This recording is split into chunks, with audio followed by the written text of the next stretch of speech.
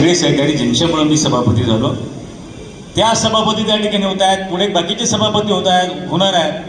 त्यामुळे राजकारणामध्ये या तालुक्याची बाजार समिती आणि बाजार समिती चांभारे साहेब पुढे बसले असं म्हटलं जातं. या तालुक्यामध्ये जो मार्केटमध्ये आला तो मार्केटमध्ये चालतो आणि आम्ही सगळे मार्केटमध्ये आल्यानंतर मार्केटमध्ये आलो आहे. त्यामुळं नक्कीच आज अशोकदादा त्या ठिकाणी सभापती म्हणून त्यांना काम करायची संधी मिळाली आणि उपसभापती म्हणून आमच्या रणजितसारख्या एका तरुण सहकार्याला काम करायची संधी त्या ठिकाणी मिळाली.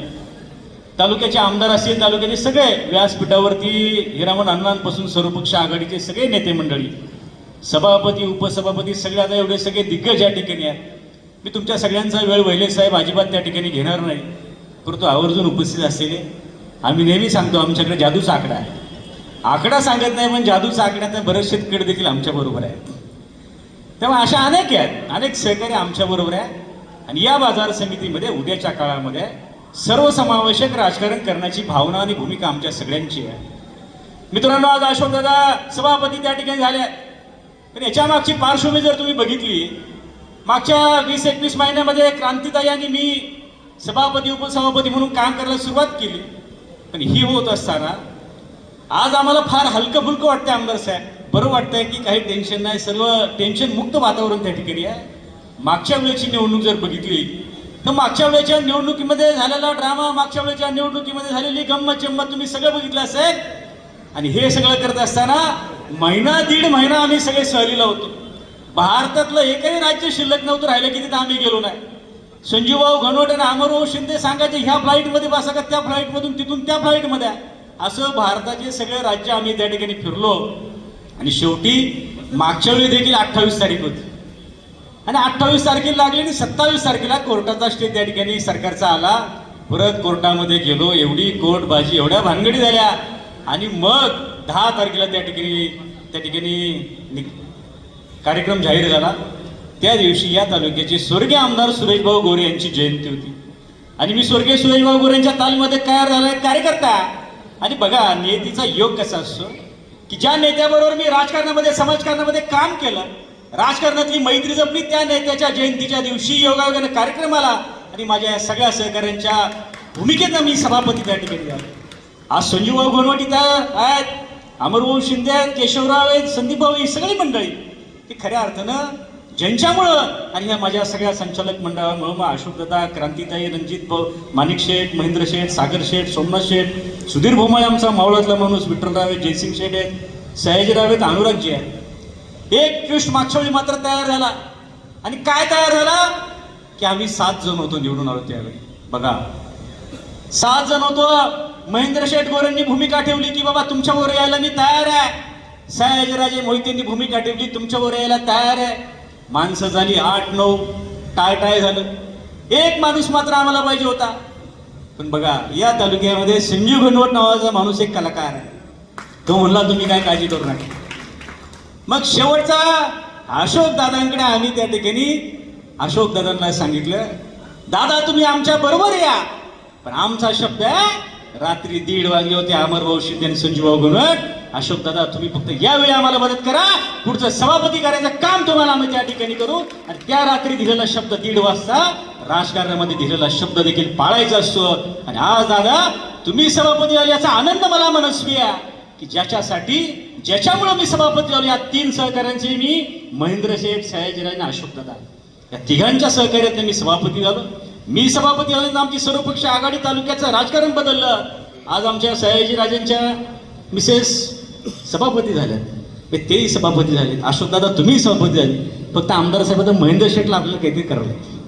म्हणजे मग ज्यांनी आपल्याला मनापासून मदत केली आणि बाकीच्या आता क्रांतिताई आपल्याला माणिक शेठ, महेंद्र शेठ, सागर शेठला आपल्याला सागर शेठ आहेत, सोमनाथ भाऊ आहेत, विठ्ठलराव आहेत, जयसिंगराव आहेत, अनुराग भाऊ आहेत, ही सगळी मंडळी आणि सगळे एका विचाराची आहे. हे सगळे तरुण सहकारी आहे आणि ह्या सगळ्यांची भावना आहे या तालुक्याची बाजार समिती आहे ही चांगली चालली पाहिजे. म्हणून मागच्या 20-21 महिन्यामध्ये मित्रांनो तुम्ही बघितलं असेल एक चांगलं काम की बाजार समिती या खेड तालुक्यामध्ये महाराष्ट्रामध्ये कसं असतं त्याचं उत्तम मॉडेल खेड कृषी उत्पन्न बाजार समिती करायचं काम आम्ही केलं आमच्या सगळ्या सहकाऱ्यांच्या बरोबर.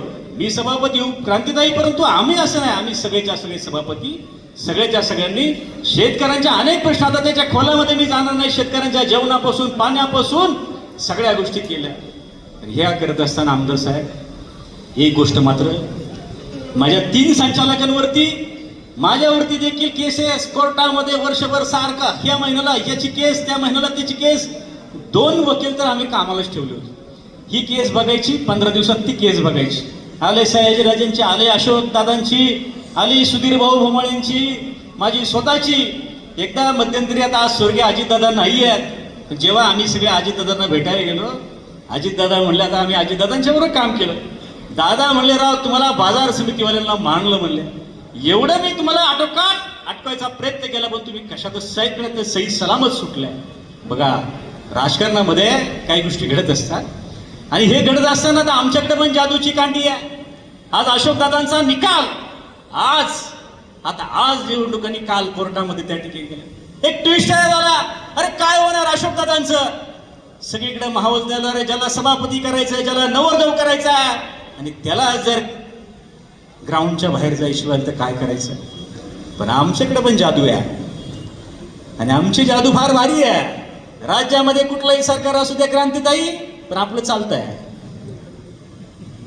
आपल्या इकडे शिंदे पाटण पण आहे, आपलं चालत आहे. बघा कुणी असू द्या, सगळे निकाल सत्ताधाऱ्यांनी सगळ्यांनी आमच्या बाजूने दिले. काय दिले की राज्यामध्ये देखील आमच्याकडे सर्वपक्ष आघाडीचा पॅटर्न आहे.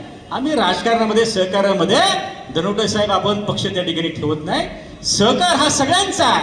म्हणून तुम्ही बघा ह्या सगळ्या, मग मला आवर्जून ज्यांचा उल्लेख केला की शरददादा सोनवणे शेजारच्या तालुक्याचा आमदार, त्यांनी देखील या खेड बाजार समितीसाठी मदत केली. आमचे नितीन भाऊ गोरे की ज्यांनी देखील आमच्यासाठी एकनाथ शिंदेकडे शब्द टाकला, वेळ प्रसंगी आमच्या मागे ताकद उभी करायचं काम केलं. का त्याने सुरेश भाऊ गोरेंचा एक भाऊ, आणि त्यांचा भाऊ आमच्या बाजार समितीमध्ये माणिक शेठ म्हणून त्या ठिकाणी काम करतोय. ही सर्वपक्ष आघाडी आहे. आमचे संदीप समूहाशी क्रांतीदायी भाजपचे नेते आहेत. आम्ही वरती गेले की माझं भाजप आमच्या बरोबर आहे, गोरे असेल का शिंदे आमच्या बरोबर आहे.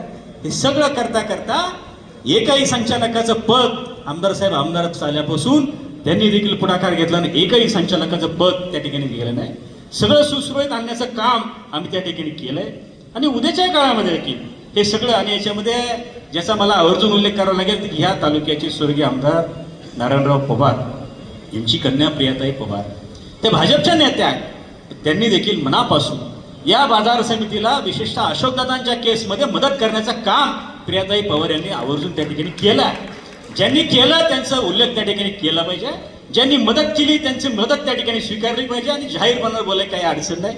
आता मी जिल्हा परिषदेमध्ये आहे, पण माझे हे सगळे सहकारी यांना उद्याच्या काळामध्ये आज म्हणजे आमदार आहेत, आम्ही सगळी मंडळी तालुक्यातले सर्वपक्षीय सर्वसमावेशक राजकारण समाजकारण या तालुक्यामध्ये आम्हाला पुढे घेऊन जायचं आहे.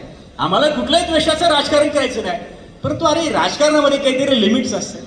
एकदा, दोनदा, तीनदा किती वेळा कोर्ट कचऱ्या करायच्या, कुठंतरी माणसानं राजकारणामध्ये थांबलं पाहिजे.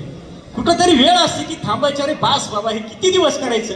पण बाबा शेवटच्या आशेने देखील ट्विस्ट निर्माण करण्याचं काम या तालुक्यामध्ये कोणी करत असेल तर हे दुर्दैवी आहे. पण मी तुम्हाला सकारात्मक पद्धतीने सांगतो, आम्हाला कुठल्याही राजकीयाच्या पेक्षा उद्याच्या काळामध्ये या तालुक्यामध्ये सकारात्मक राजकारण करायचं आहे, चांगलं काम त्या ठिकाणी करायचं आहे. आणि आज तर मी जिल्हा परिषदेमध्ये गटनेता आहे. माझ्या ह्या सगळ्या जिल्हा परिषद सदस्यांनी, तालुक्याच्या आमदारांनी मला गटनेता म्हणून तिथे काम करण्याची संधी दिलेली आहे. शेतकऱ्यांचे प्रश्न, लोकांचे प्रश्न, सर्वसामान्यांचे प्रश्न आज जिल्हा परिषदेमध्ये मांडण्याचं काम मी त्या ठिकाणी करतोय. शेतकऱ्यांच्या बांधावरती कुठेही काय झालं तर सभापती उपसभापती आम्ही सगळी टीम त्या ठिकाणी जायची आहे. आणि उद्याच्या काळामध्ये कुठेही ह्या तालुक्यामध्ये काय होऊ द्या, आज कुणी सभापती उपसभापती जादा असले तर आम्ही सगळे तातडीने त्यांच्या ठिकाणी जाणार आहेत, त्यांना मदत त्या ठिकाणी करणार आहे. पण एका गोष्टीचा मला अशोकदादा 35 वर्ष गावगाड्यामध्ये काम करतोय. आणि ताई आम्ही एकदा देवीच्या कार्यक्रमाला काहीतरी होते, सुमनताई का काय, सुमनताईच ना, त्या म्हणल्या बाबा आमच्या राक्षेवाडीकरांचं एकच म्हणणं आहे. आता आम्हाला बोलवलं आरतीला सभापती म्हणून, बरं का आमदार साहेब. आता तिथल्या महिला भारी सगळ्या, त्या म्हणल्या तुमच्याकडे एकच काम आहे. म्हटलं काय काम आहे. म्हणलं आमच्या दादांना सभापती कधी करणार. म्हणजे बघा एखाद्या गावचं, एखाद्या नेतृत्वावरती किती विश्वास असावा. एखाद्या गावच्या सर्वसामान्य महिला भगिनी, सर्वसामान्य तरुण सहकार्याला किती वाटावं की रे आपुलकीचा आपला दादा, की ज्यांनी 35-40 वर्ष या गावची सेवा केली, या पंचक्रोशीमध्ये नेतृत्व केलं आणि तालुक्याच्या का प्रमुख पदावरती कधी संधी मिळणार, जेव्हा सर्वसामान्य माणसातल्या गावातल्या वाटत असतं तेव्हा खऱ्या अर्थाने त्या नेतृत्वाचं केलेलं काम, त्या नेतृत्वाची सलामी त्या ठिकाणी असते. आणि आज दादा तुम्ही सभापती त्या ठिकाणी झाला. आज सूरज इथे सगळी मंडळी आहे, तुमचा सगळा राक्ष परिवार आहे, तरुणांची मोठी फौज आहे. या तालुक्याच्या राजकारणामध्ये समाजकारणामध्ये राक्षे परिवार, घनवट परिवार, आमच्या तनुजाताई त्यांच्या भाची आहेत, त्या जिल्हा परिषद माझ्यावर आहे, आणि संजू शेठ ही सगळी मंडळी. म्हणजे खऱ्या अर्थानं आज एक चांगलं वातावरण या तालुक्यामध्ये ठेवायचं आहे. अजून 2-2.5 वर्ष त्या ठिकाणी शिल्लक आहे. पुढचं देखील कामकाज आम्हाला सगळ्यांना बरोबर घेऊन त्या ठिकाणी करायचं आहे. आमचे सगळे सहकारी त्यांना सभापती उपसभापती म्हणून काम करण्याची संधी द्यायची आहे. आणि हे सगळं करत असताना एक चांगलं काम या तालुक्यामध्ये उभं करायचं. आमचे बाजार समितीचं प्रशासन इथे, सचिव आहेत, सगळे संचालक, हमाल मापाडी आरती, ह्या सगळ्यांनी मला मनापासून मदत करण्याचं काम त्या ठिकाणी केलं. त्यांचे देखील मी मनापासून आभार व्यक्त करतो.